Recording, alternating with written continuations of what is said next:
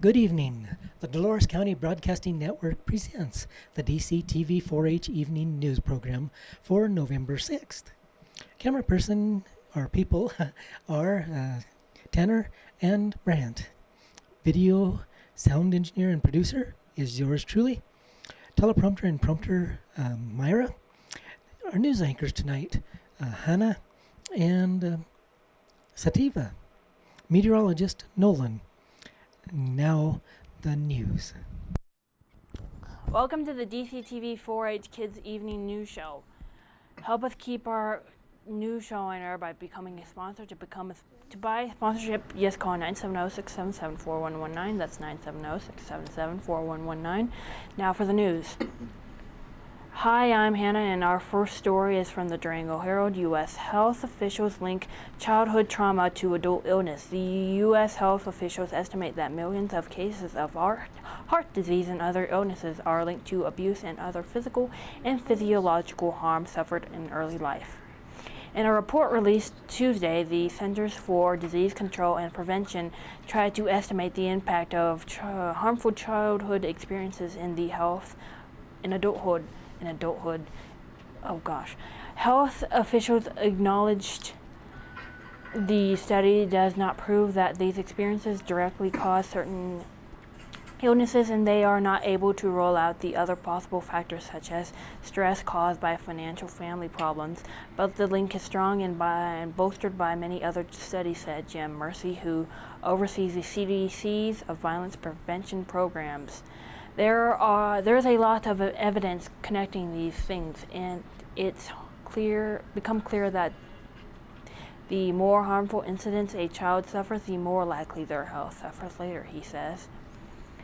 For at least 2 decades, researchers have been looking at how suffering or witnessing traumatic events such as a child affects the likelihood of physical injury or illnesses later in life. They also were asked about childhood experiences with divorce, abuse, domestic violence, or drug abuse in the home, or a relative's mental illness.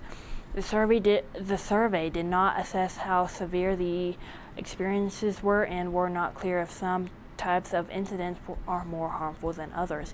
But the CDC's officials are recommending programs to try to stop such incidents or lessen their impact. They mention mentoring programs, parent education, and paid family leave. The CDC found adults who experienced the most potentially traumatic events were more likely to smoke and drink heavily. Women, blacks, and American Indian and Alaska Natives were more likely to experience 4 or more kinds of harm during childhood. Preventing such events could potentially reduce the number of adults with weight problems by 2%, the number of adults with coronary heart disease by 13%, and the number of adults with depression by 44%. This story is from the Durango Herald. Colorado biologist gets probation for selling bobcat pellets. A former U.S. Fish and Wildlife biologist who pleaded guilty to selling Colorado bobcat pellets to fur traders has been sentenced to 3 years of probation and ordered to pay $55,100 in fines and restitution. During a hearing Tuesday in Grand Junction, U.S.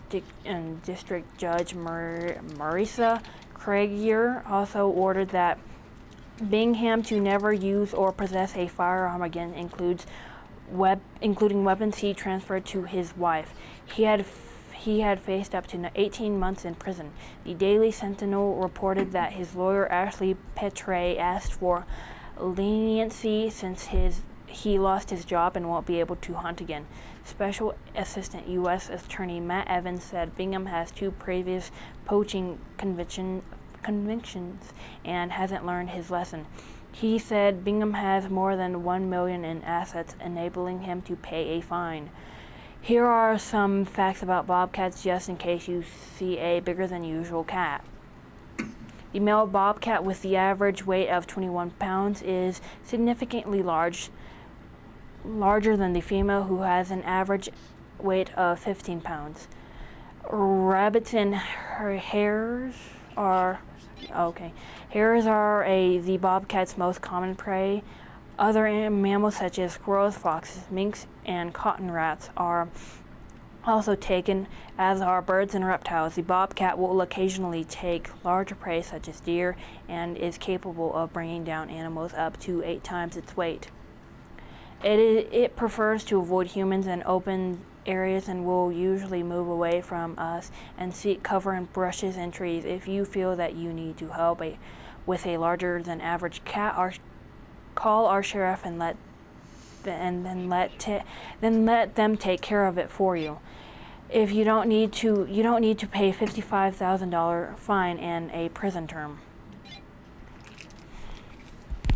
The story is from the Journal.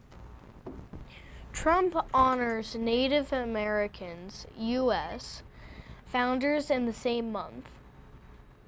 President Donald Trump has declared November as a time to celebrate both Native American heritage and country's founders, a move that upset Native Americans who have historically had the month to themselves to make their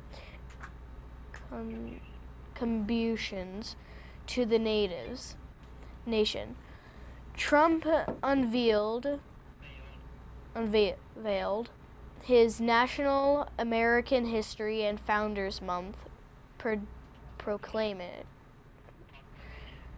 proclamation to coincide with a National Native American Heritage Month declaration that every U.S. president has made since 1990. Native Americans believe the Founders' Proclamation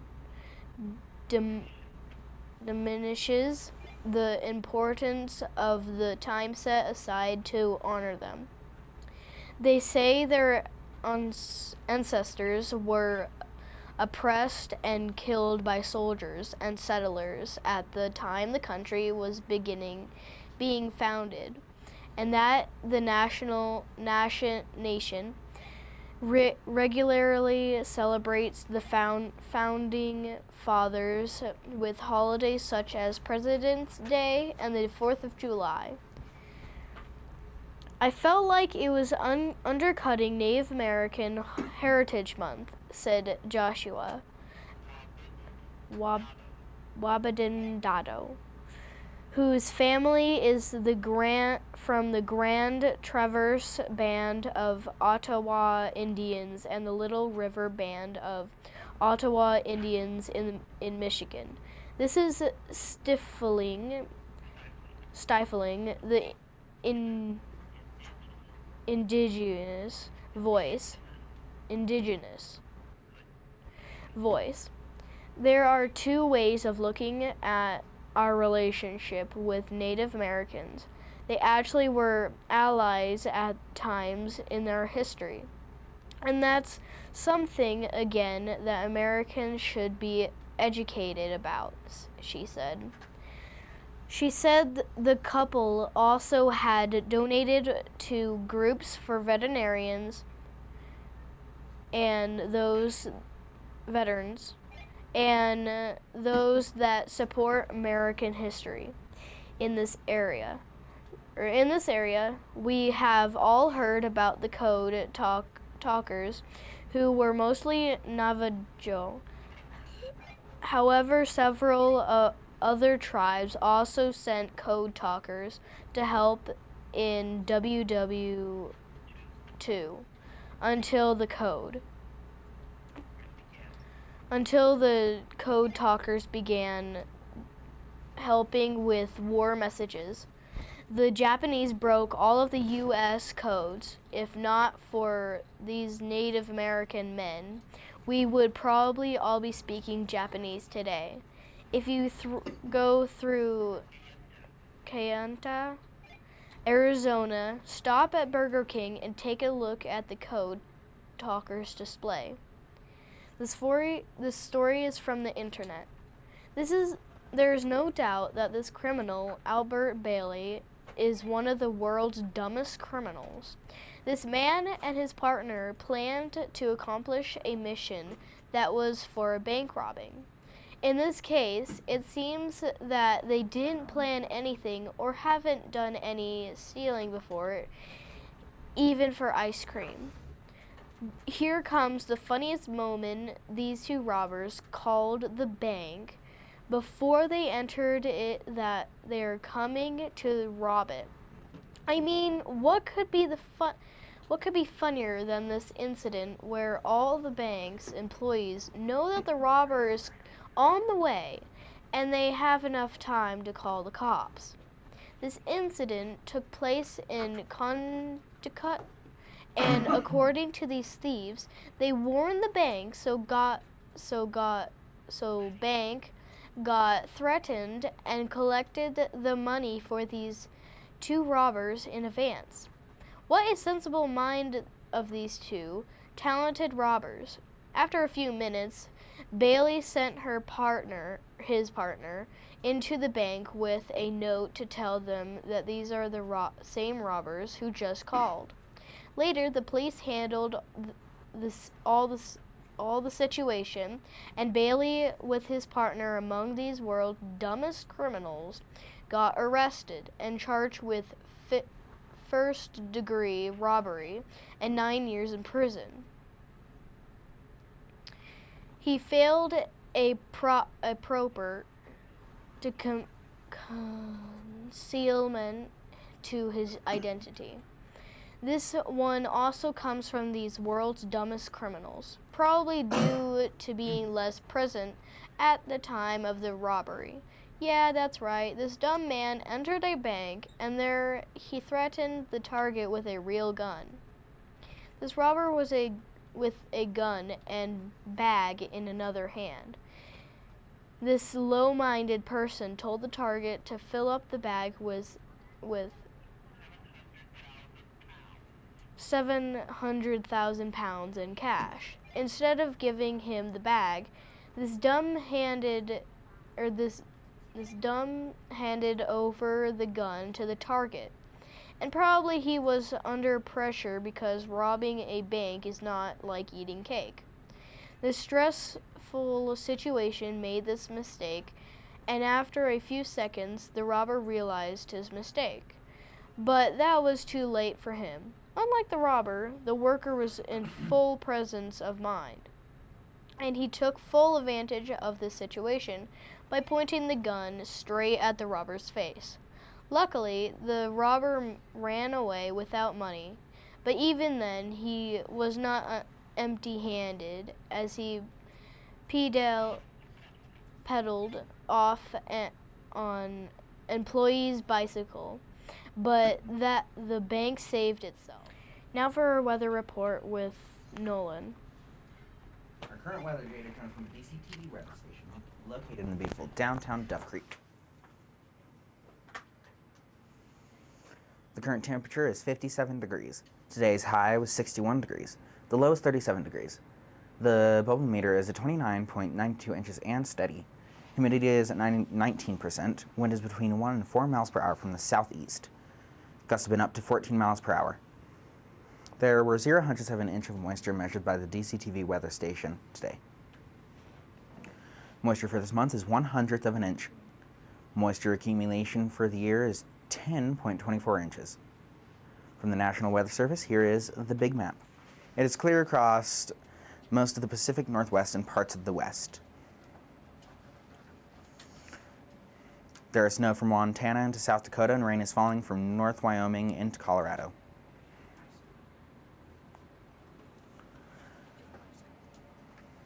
More rain begins in South Colorado and goes east to end or north of Vermont and New Hampshire. So, rain with severe thunderstorms travels across and south into Texas, where it heads north to end in Pennsylvania. Heavy rain with possible flooding starts in north central Texas and ends in Arkansas. Rain begins in Illinois into Tennessee and then goes east into end in Pennsylvania. So, yeah. Now for exclusive our exclusive 5-day forecast. Thursday, sunny with a high 57 and a low of 28. Friday, sunny with a high of 59 and a low of 29. Saturday is mostly sunny with a high of 59, also a low of 29. Sunday is mostly sunny with a high of 60 and a low of 29. And Monday is mostly sunny with a high of 56 and a low of 25. Now our climate change report. CO2 carbon dioxide is considered a greenhouse gas and is one of the principal causes of climate change. CO2 traps heat in the atmosphere, which causes climate instability. The results are significant variations worldwide of hot and cold temperatures. But the general climate trend is that the planet is slowly warming. Therefore, it is important that we report the CO2 change, following our CO2 numbers in parts per million. Last week was 409.32. 2 weeks ago was 48.78. Last year was 406.43. 10 years ago it was 385.06. 50 years ago it was 322.85. Thank Dr. Peter Chance, the National Oceanographic and Atmospheric Administration, and to Michael McGee of the CO2.Earth Network for providing this information. Remember, you can help keep our kids' news show on air by buying a sponsorship. To become a sponsor, call 970-677-4119. That's 970-677-4119. Thank you. Now back to our news director. Come on. And that's the end of today's DCTV 4-H news program. Good night, and thank you for watching.